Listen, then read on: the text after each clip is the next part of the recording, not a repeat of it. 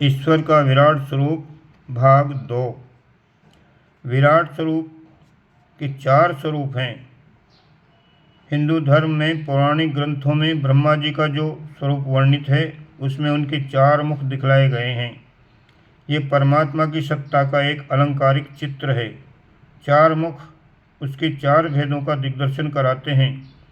इन 4 मुखों को ब्रह्म, ईश्वर, विष्णु और भगवान कहा जाता है।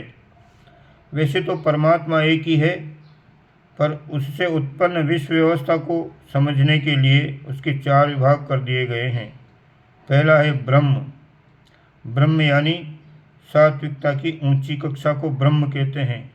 वैसे तो परमात्मा सत्य, रज, तम तीनों गुणों में मौजूद है, पर उसकी ब्राह्मी ज्योति सतोगुण में ही है। सात्विक भाव ब्रह्म केंद्र से ही उत्पन्न होते हैं। मनुष्य के मन में यूँ तो अनेक प्रकार की इच्छाएं उत्पन्न होती रहती हैं, पर जब सतोगुणी आकांक्षाएं उत्पन्न होती हैं तो उनका उद्गम केंद्र, प्रेरक बिंदु वो ब्रह्म ही होता है। ऋषियों में, महात्माओं में, संतों में, सत्पुरुषों में हम परमात्मा का अधिक अंश देखते हैं। उन्हें परमात्मा के समीप समझते हैं और ऐसा मानते हैं कि परमात्मा की उन पर बड़ी कृपा है। परमात्मा की विशेष सत्ता उनमें मौजूद है। ये सत का आधिक्य ही ब्राह्मी स्थिति है। पूर्ण सात्विकता में जो अधिष्ठित हो जाते हैं वे ब्रह्म निर्वाण प्राप्त कहे जाते हैं।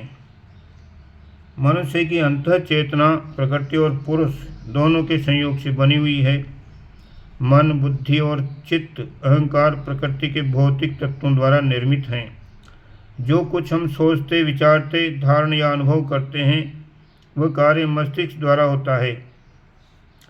मस्तिष्क की इच्छा, आकांक्षा, रुचि तथा भावना इंद्रिय रसों तथा सांसारिक पदार्थों की भली बुरी अनुभूति के कारण होती है।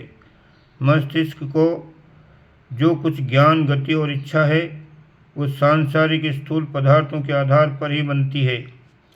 स्वयं मस्तिष्क भी शरीर का एक अंग है और अन्य अंगों की तरह वह भी पंच तत्वों से, प्रकृति से बना हुआ है।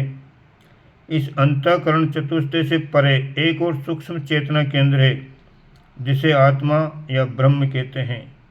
ये ब्रह्म सात्विकता का केंद्र है। आत्मा में से सदा ही सतोगुणी प्रेरणाएं उत्पन्न होती हैं।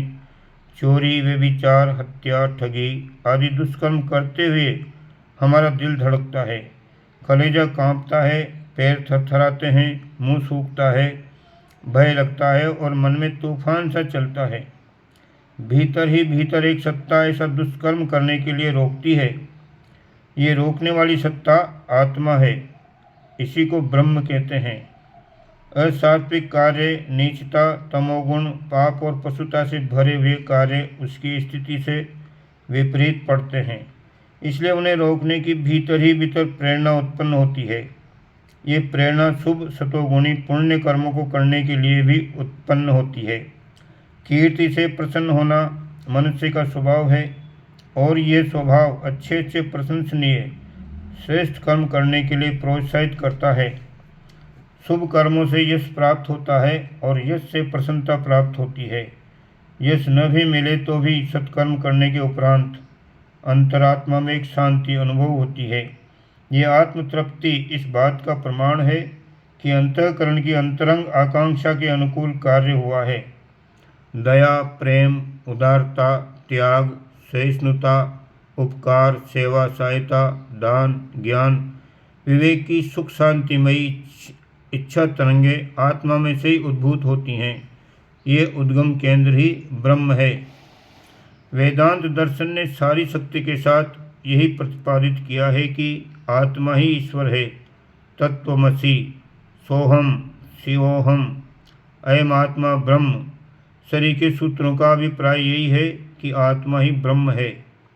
ईश्वर का प्रत्येक अस्तित्व अपनी आत्मा में ही देखने की वेदांत की साधना है।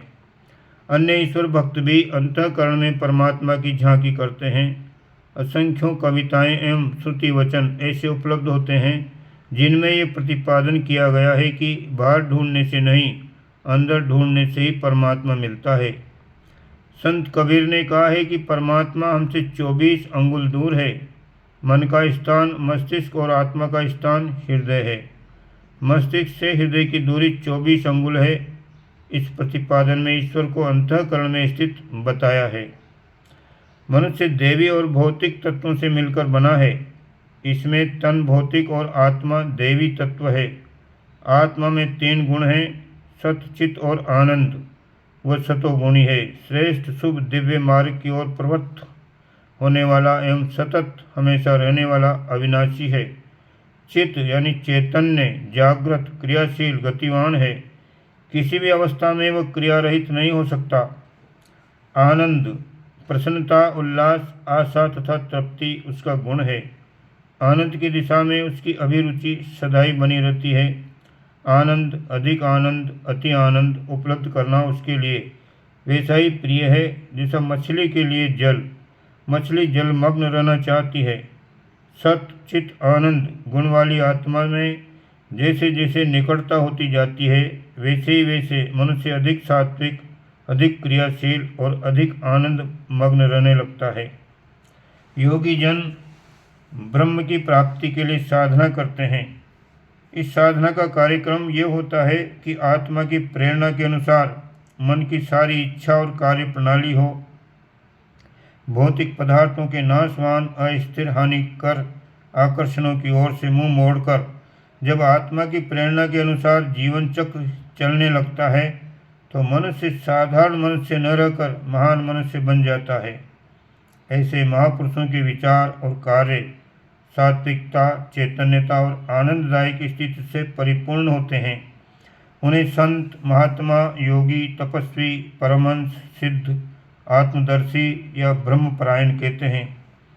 जिनका ब्रह्म भाव आत्मविकास पूर्ण सात्विकता तक विकसित हो गया है, समझना चाहिए कि उन्होंने ब्रह्म को प्राप्त कर लिया, उन्हें आत्मदर्शन हो गया। ओम शांति।